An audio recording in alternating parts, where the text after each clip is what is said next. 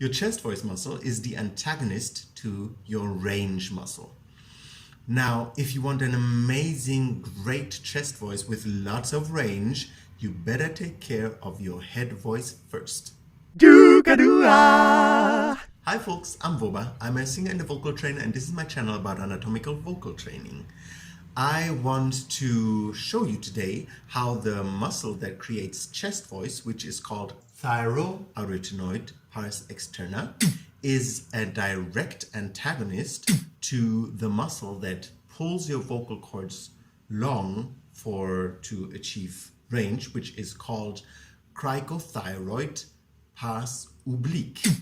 Why I am talking about the Crico-Thyroid Pars Oblique and not the Pars Recta, I explain in detail in this video, explaining why the Pars Oblique gives you around 4 octaves of legitimate vocal stretch and the Pars Recta only gives you about 1.5 octaves of legitimate vocal strength. Now, the Crico-Thyroid Pars Oblique muscle sits between the cricoid cartilage and the thyroid cartilage. When it activates, it pulls the thyroid cartilage gently towards the front down, to the down front. That way, it stretches the vocal cords. It elongates the vocal cords. It elongates also the musculus Thyro-Arytenoid Pars Externa, the muscle that creates the chest voice sound. Now, obviously, when muscles contract, when they are active, they pull together. So the muscle Thyro-Arytenoid Pars Externa is part of the vocal cords. It's the outer muscle of the 2 muscle groups within the vocal cords. If that muscle contracts, it kind of like pulls the thyroid cartilage and the arytenoid cartilages more together. So the Crico-Thyroid Pars Oblique increases the distance between thyroid cartilage and arytenoid cartilages, and the Thyro-Arytenoid Pars Externa decreases the distance between the thyroid cartilage and the arytenoid cartilages. Now, obviously, if you don't want to sing, head voice over 4 octaves and chest voice only over 1.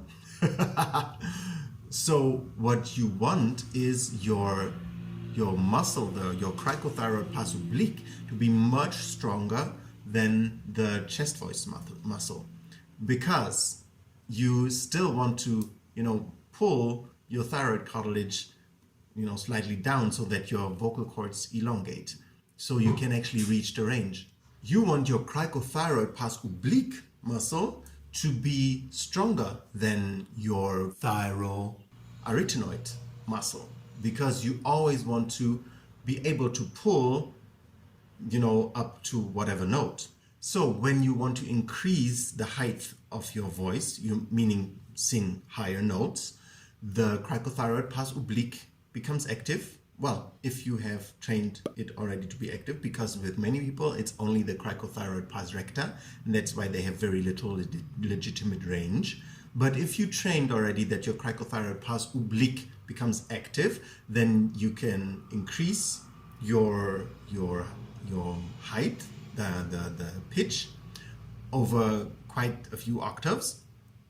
And then once you want to change the sound from head voice to chest voice sound, then the antagonist, the chest voice muscle, the Thyro-Arytenoid Pars Externa, becomes active and pulls the vocal cords slightly together again. So the muscle that pulls your vocal cords on the right pitch has to be stronger than the muscle that pulls the vocal cords together. Otherwise, you lose pitch. The vocal cords shorten and your pitch is slower, right? That's how the vocal cords work, which I extensively explained in this video.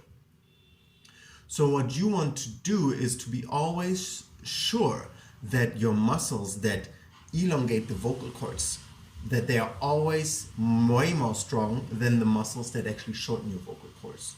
What I do is I have about 1 octave more in head voice than what I use in chest voice. I guess I could go up to like a fifth below my highest note with chest voice, but I usually don't need that because there's other ways that make it sound like chest voice, but it's not really chest voice, that are just as great and even greater, I think, which I explain in this video.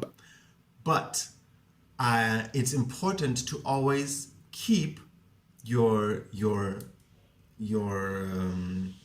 range muscle stronger than the range that you use with your chest voice, at least a fifth, so that you can always easily reach all the notes and you're not like flat, flat, flat, flat all the time. Because that's a problem, but I'll get to that problem, why people are flat when they use the chest voice and have no power with their head voice range, in a later video.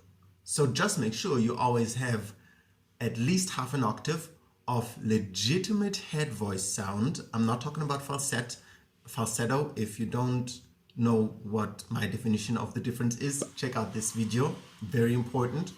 Yeah, you should have at least a fifth of legitimate vocal pull for your head voice, for your round and full head voice that you can have dynamics with, not the aliquot division thing of falsetto, that you can really be sure you can always pull your vocal cords on the right note with your chest voice.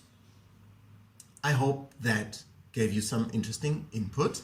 If there's a lot of things that I mentioned in this video that you don't understand, I have a whole playlist of anatomical definitions and why to use what muscles how there. But yeah, let me know if you've got questions or you think, no, I don't understand what he's talking about. Tell me in the comments. And like and subscribe my video and channel, please, if you like the content, only then. Have a wonderful, singful, chest voicey day.